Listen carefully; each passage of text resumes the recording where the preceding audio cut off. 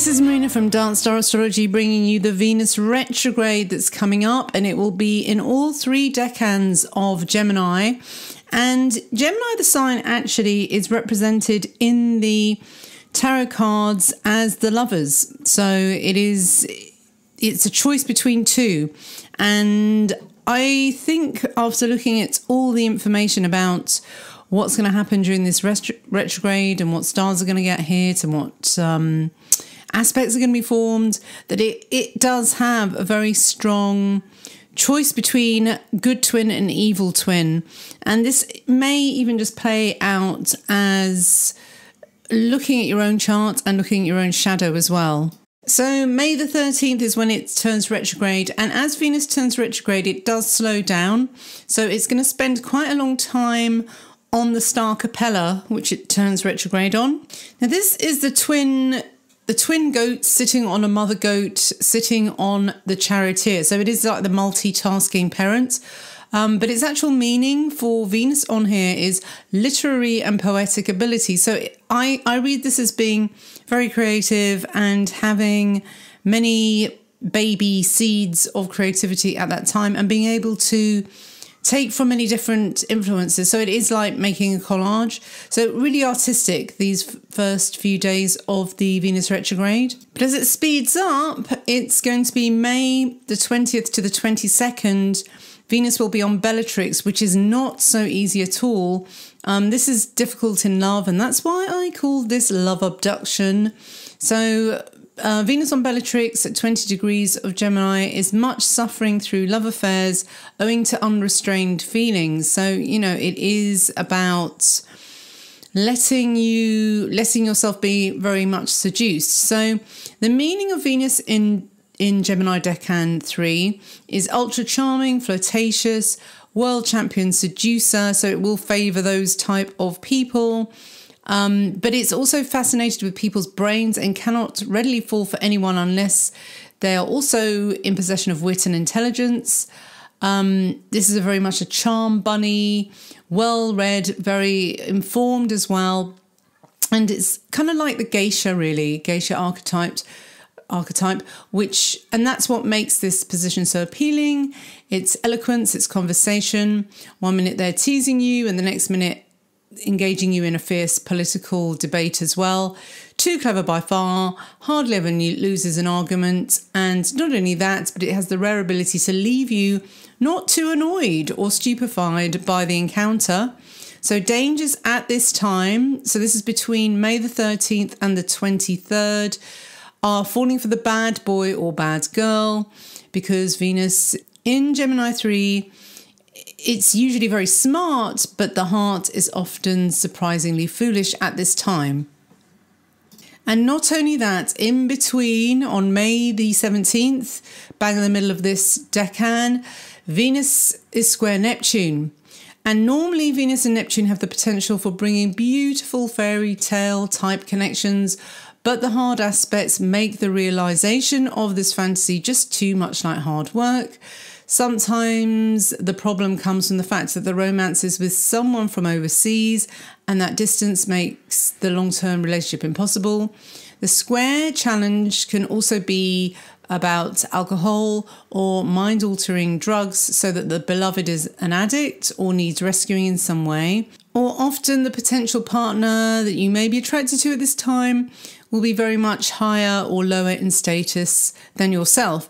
So this part of the retrograde really affects people who have anything in the mutable signs at 20 and 21 degrees of those signs. So that's Virgo and Gemini and Sagittarius and Pisces.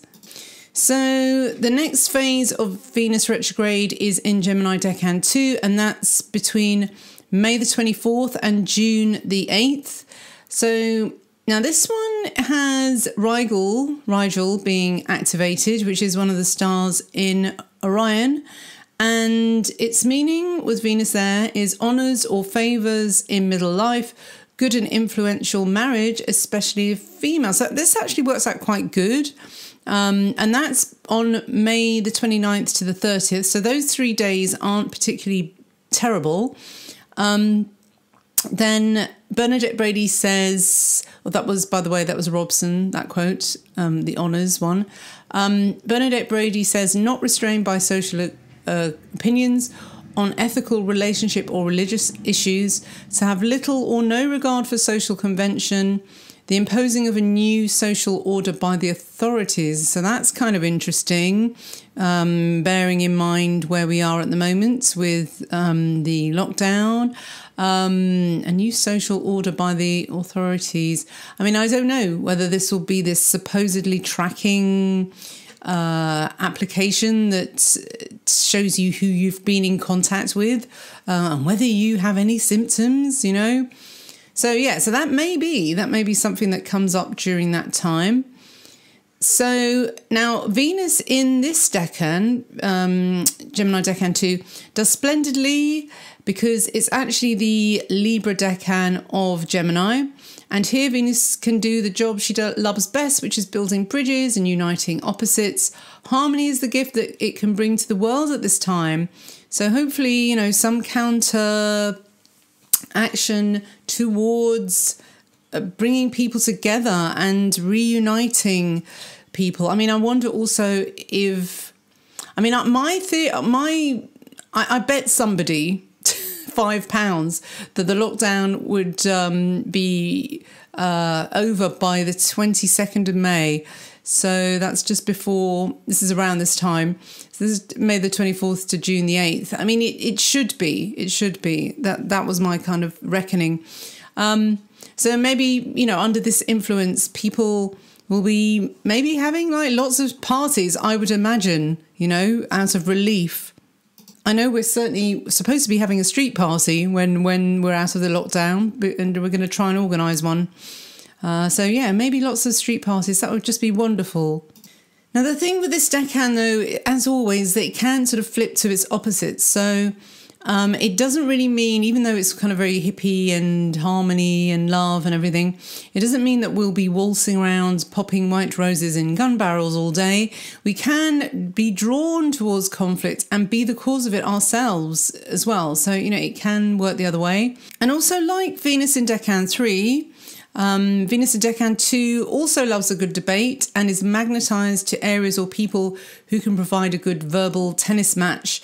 The ultra peaches and cream demeanour while stating uncomfortable truths may trigger violent reactions from others, which is interesting.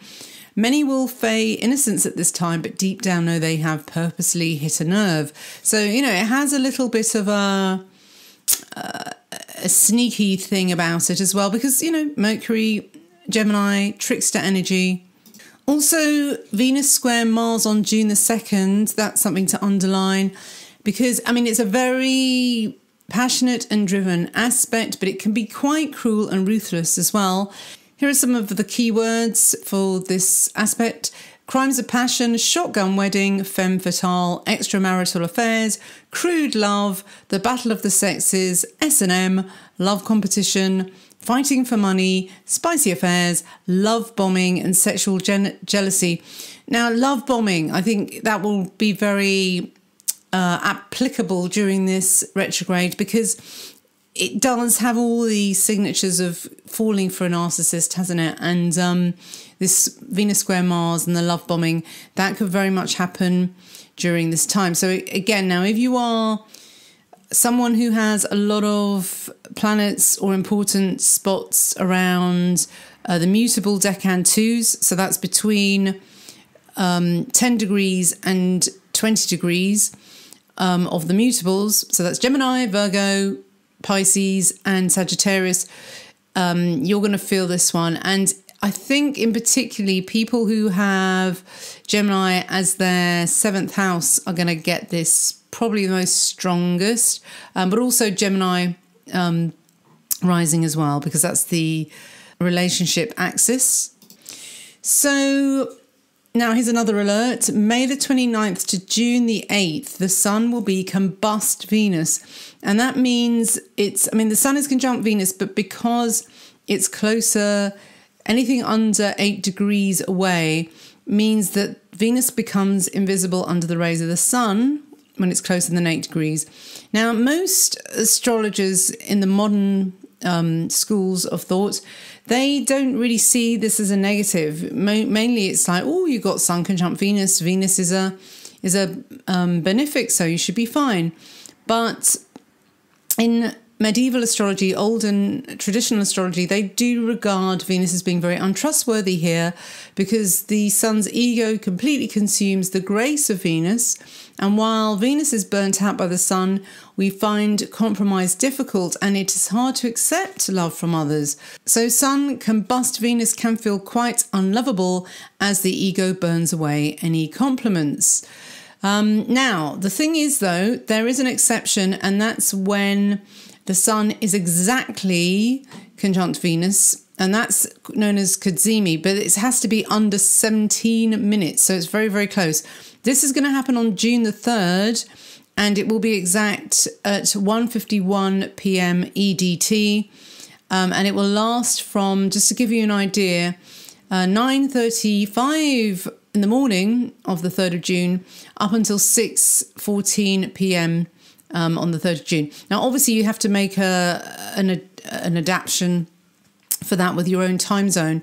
But you can see that from exact, it's probably about, I'd say to be safe, 4 hours either side of that exact time. So whatever time it is where you are, just take 4 hours before and 4 hours after, and then you can use that as an import. If you need to do anything important to do with love, that's a kind of window of opportunity that is highly fortunate, and it means that Venus is sitting in the throne of the king, which gives her queenly power, but also huge responsibility.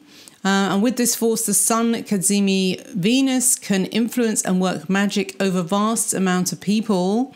Now, in my research, by the way, of Cazimi natives, I did actually find 2 high-profile female criminals. So Cazimi doesn't always mean that a person born with this is good, just that they're powerful. Now, though, for use in mundane astrology, like I'm talking about here, its potent influence can, of course, be used for the good. But now just let's bear in mind that after the Sun is Cazimi, she flips over to her Lucifer phase as well, which means she's extra fierce and passionate. Now, I've actually written a whole section about the meaning of Venus retrograde in general, and it talks about the different phases, the 2 phases, which is Hesperus and Lucifer. And Hesperus is the first 20 days, roughly, and Lucifer is the second 20 days as well. But I don't want to go into that here. You can read the whole article on the link below. But for this, I just want to look at this current retrograde. So now we're in Gemini Decan 1, and that's from June the 9th to June the 25th. And that's when she turns direct again. So Venus is on Algebra, which is such an important star, from June the 8th till the 11th. This is the knight in shining armor, really, the dragon slayer, very lusty, it's a very JFK. He had, I think, his son there. So Venus on Algebra is honor through literature, music and arts, creative abilities, favourable for health. Hooray, we need this. And marriage as well. And that's Vivian Robson, who tends to be quite negative with his interpretations of the fixed stars. But the Ebertines actually don't think this is very good at all, and say that Venus on Algebra is power directed wrongly and abnormalities in love life. So, 2 different meanings there. Then from June the 15th to the 25th, it's the Hades, the stormy Hades. So Venus on Prima Hadium, which is the main star of the Hades, is many accomplishments, artistic ability to write or paint, strong passions which influence work. So that's definitely the artistic temperament there. Not too bad, quite nice there. So the meaning of Venus in this decan overall is winning the Olympic gold for seduction every time. In terms of love and marriage, though, it might be quite hard to stay faithful and monogamous at this time. So another way of overcoming that The boredom factor of this position is creativity. We could pick someone as our muse without having to commit to anything carnal with them. And this way, Venus and Gemini 1 can vicariously, how do you pronounce that? Vicariously live out a fantasy seduction. Also creating cyber content and getting likes is another way to satiate this decan's taste for novelty. And remember that this decan is also ruled by Jupiter, who was the champion at shape-shifting and nymph chasing as well. So needless to say, this is a hugely glamorous, charming and artistic position, but most of all, it's very theatrical as well. Very, very romantic, loves the thrill of butterflies in the stomach before they meet their beloved. And also, you know, at this time, having someone or going for someone who's above our intelligence level would also be a good way of keeping us interested during this Venus retrograde. So yeah, that's the rundown of where the influence is on Venus during the retrograde. I mean, those main aspects though, Venus square Mars, Venus square Neptune as well, which actually happens twice, but it happens after she turns direct. So it'll be June the 27th. Oh, and it actually happens tomorrow as well. So that's 3 times. So 3rd of May, May the 20th when it's retrograde, and then July the 27th. So, I mean, this is interesting because the Neptune it is to do with diseases as well and being infected by love. So, yeah, it makes me think of venereal diseases. But yeah, we have with the square though, it's kind of like being afraid to get involved with someone in case you catch something. So I do worry that the fallout from this whole virus thing is that it will leave people being a bit afraid to get involved with people. And now I've written this, I've entitled this Love Abduction. So it's almost like in order to get involved with someone, they're going to have to be very forceful in order to have a relationship with somebody else. And maybe the only way is to be abducted. And then there's this whole thing about alien intervention with human affairs. I mean, that's something I've been looking into lately as well. But I think I don't want to talk about it during this Venus retrograde because I want to keep this to do with love and less conspiracy things, because otherwise I'll get people going, you're so political, it's propaganda. So I'll just keep it to the astrology. So let me think. How can I sum this up? I think it'll be a difficult Venus retrograde, to be honest, because of the whole Gemini thing, the good twin, bad twin, falling for your shadow because there needs to be some shadow work. So it's probably something that needs to be done. It is a bit forbidden fruit. It does make me think that, you know, of people having affairs because they've been stuck in with their partner or their husband, you know, and not seen anybody else for so long that it's going to be like the grass is definitely greener after being let out of captivity. So, you know, and this Venus retrograde really does encourage very bad behaviour. And that square from Neptune is so deceptive as well. So just be careful you don't ruin a decent relationship just because it's become a bit humdrum and because there's just been there's just been nothing apart from just staring at the same person for like a month and a half or however long it's been. So, you know, I think people are going to go a bit nuts when it's like being let out of prison, isn't it? And I mean, I've noticed this as well, and you hear these stories a lot where there's a guy in prison and he's writing and to a girl, and and they get together, and she's visiting him, and he's writing all these amazing love bomb letters.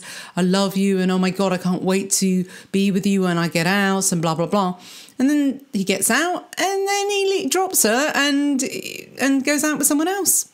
So because, or many girls, you know, because they're out of that captivity. So, you know, that's the sort of thing that could happen during this retrograde.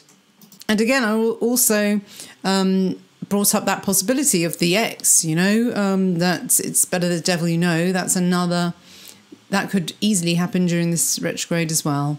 And also a word about the artwork as well. I mean, I know it's quite creepy, but it is a creepy retrograde as well. And I was almost going to title this Zombie Love, but then I thought it's not really very ad friendly, is it?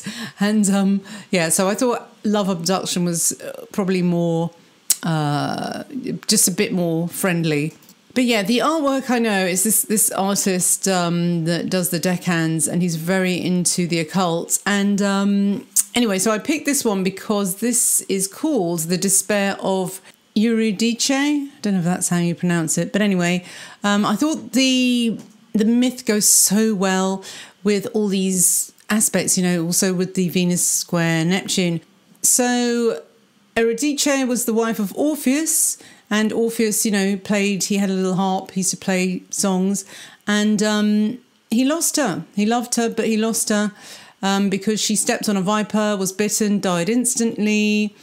Distraught, Orpheus played and sang so mournfully that all the nymphs and deities wept and told him to travel to the underworld to retrieve her, which he gladly did after his music softened the hearts of Hades and Persephone. So yeah, he went into the underworld, he got her back, with the condition, though, that he must walk in front of her and not look back until both had reached the upper world. The problem was that soon he began to doubt that she was there, suspecting that Hades had deceived him. So just as he reached the portals of Hades, the daylight, he turned around to gaze at her face, and because she'd not yet crossed the threshold, she vanished back into the underworld. So that's like really sad. So I'm not really sure what the moral of the story is. I guess it's like having faith that she will follow, you know, your beloved will follow you back out of the underworld, and she's not going to she's not going to let herself be tricked by Hades. I mean, this is the thing. And Hades being, you know, this kind of Pluto narcissist archetype that we're always fighting. So that's why I thought it was a very good myth for this Venus retrograde. I think the underworld can really be representative of an addiction as well. If you are falling for an addict, you've just got to, you can't walk the path for them. You have to trust that they will follow you to a more healthy lifestyle as well. And then I was thinking of it in terms of health too, because we have to trust that our body, you know, our beloved body, will know what to do when it's ill. And we don't have to take the toxic medicines or pharmaceuticals which can pull us back into the underworld as well. You can get addicted to painkillers. And these are Hades' forbidden fruits as well, you know, morphine, codeine, whatever you take to which seems to be helping you. But these are not, that you need to trust yourself that your body can do without them, and it can heal itself, and even be able to heal pain itself too. So yes, although Venus retrograde, it tends to be about lovers and love affairs, and that usually is the themes. You know, people can be toxic for us as well, and illnesses that come up because of being with someone who is toxic, they will need to be looked at as well. It'll be interesting to see if people's health improves once they are out of their environment as well, out of the environment where they are with someone who may not be good for them. So yeah, so this is all going on during this retrograde. I do hope we will be set free of the underworld, because it does feel like we are, you know, we're imprisoned in some ways. But I do hope that June the 3rd with the Sun conjunction Venus, maybe that's an opportunity for release. So you never know. So let's hope that during that phase we will be released and free. So yes, that brings me to the end. I'll leave the link at the bottom so you can have a look at the article with all the dates and also the meaning of Venus retrograde in general, the synodic cycle as well, some links to some good information. And another article called Twin Flame or Hellfire, which is all about the Dark Cupid relationships. So that I think is very relevant for this Venus retrograde. Okay, all the best. Take care. Bye-bye.